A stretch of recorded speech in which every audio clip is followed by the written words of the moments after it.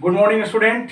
हम लोगों का जो ये पैसिव वॉइस का जो चल रहा है लगातार सीरीज, उसमें हम लोगों ने टेंस का बात की है, मॉडल वर्ब की बात की है, इसके बाद इम्परेटिव की बात की है। आज infinitive, infinitive in the sense is to, am to, are to, was to, her, are, has to, have to, had to, इस पे हम लोग बात करेंगे।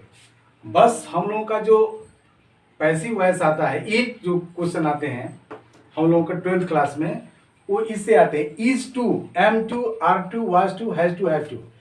जिस स्टूडेंट को लगता है कि यस मुझे इन्फिनेटिव से, यानी किसी को इन्फिनेटिव कहते हैं, जिसको लग रहा है कि इससे किसी भी तरह का अगर एक्टिव से पैसिव आएगा तो मैं बना लूंगा, तो उनको क्या है कि ये क्वेश्चन दिया गया है, उस क्वेश्चन को डायरेक्ट आंसर दे देंगे।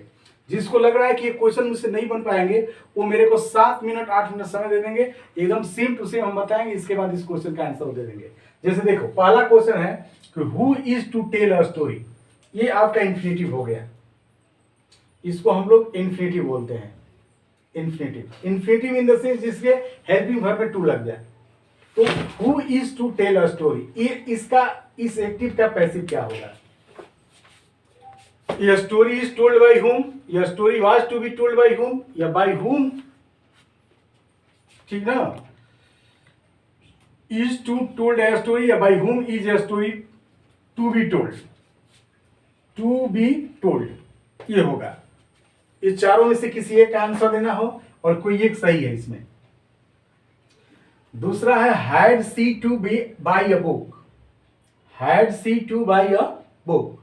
अब इसमें आपको देखना है कि क्या होगा आपका passive. A book had to be bought by her, या is a book had to be bought by her, या had a book to be bought by her, या had she to be bought by a book. जिसको लग रहा है कि yes infinitive की जरूरत नहीं है, हम बना लेंगे, वो आंसर देंगे।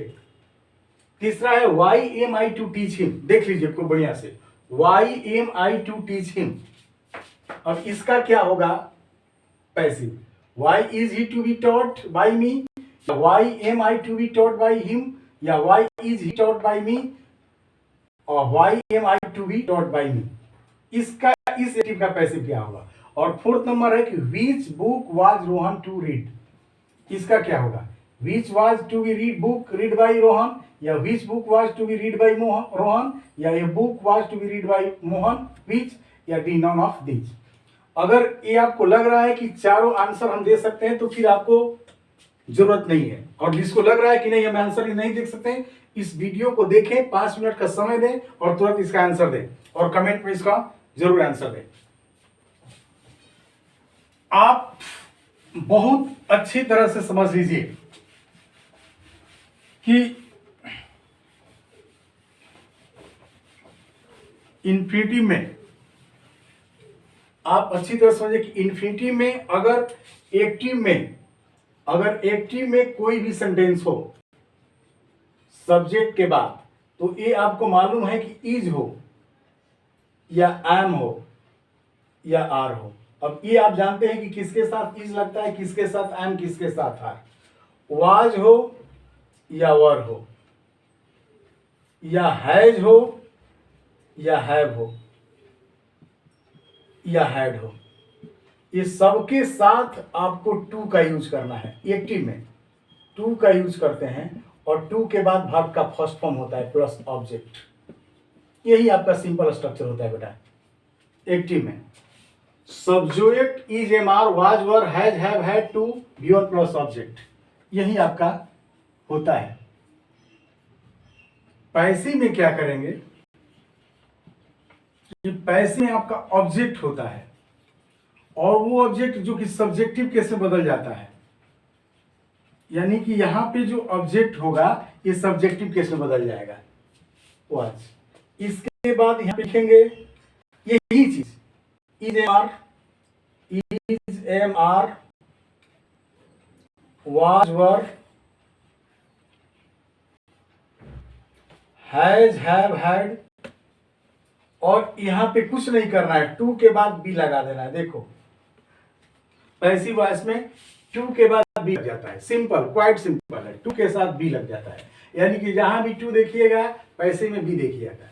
और थर्ड फॉर्म होता है, बाय लिख करके सब्जेक्ट करते हैं, और सब्जेक्ट किसी भी केस में हो सकता है, यानी कि ऑब्जेक्टिव केस में हो सकता है। ऑब्जेक्टिव केस में हो सकता है। अब इस पे मान ली कि हमने सेंटेंस हो गया कि दे वर टू कॉल अस। देखिए कितना है, वर टू कॉल अस, तो ये इन्फिनेटिव हो गया आपका। They were to call us, they were to call us. अब इसको अगर हमको पैसिव बनाना होगा तो क्या करेंगे, ये अस यहाँ पे आ जाएगा तो वी हो जाएगा, वी के साथ वर ही लगता है, वर लिख देंगे, टू बी लिख देंगे, टू बी, टू बी। तो they we were to be, call को क्या कर देंगे, कॉल लिख देंगे, और बाई, और इस दे को यहाँ पे लिखेंगे तो देम हो जाएगा। यानी कि जो बदलता है उसको बदलेंगे। ऑब्जेक्ट सब्जेक्ट में यानी कि सब्जेक्टिव केस में, दे ऑब्जेक्ट यानी कि ऑब्जेक्टिव केस में। ये आपको याद हो गया होगा, ऑब्जेक्टिव सब्जेक्टिव। जो बदलता है, जो नहीं बदलता है उसको नहीं बताएंगे, ठीक ना। अब जैसे मान लीजिए कि आपका एक और सेंटेंस होता है इस तरह से, ठीक ना, कि है I to tell a story. ये हो गया question word, have I to tell a story. तो आप क्या करेंगे, इसका अगर इस एक्टिव का आपको पैसिव बनाना होगा तो क्या करोगे बेटा, ये हैव है तो इसके नीचे हैव भी रहना चाहेंगे, लेकिन ये स्टोरी यहाँ पे आएगा, ये बदलता नहीं है, तो नहीं बदलता है तो ये स्टोरी यहाँ पे लिखेंगे, और जब ये स्टोरी लिखेंगे तो यहाँ पे हैज हो जाएगा।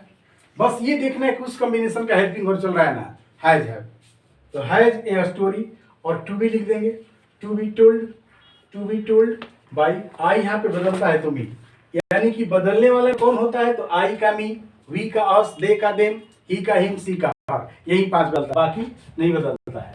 तो इन्फिनेटिव में 12th क्लास में और 11th क्लास में इससे ज्यादा नहीं पूछता है।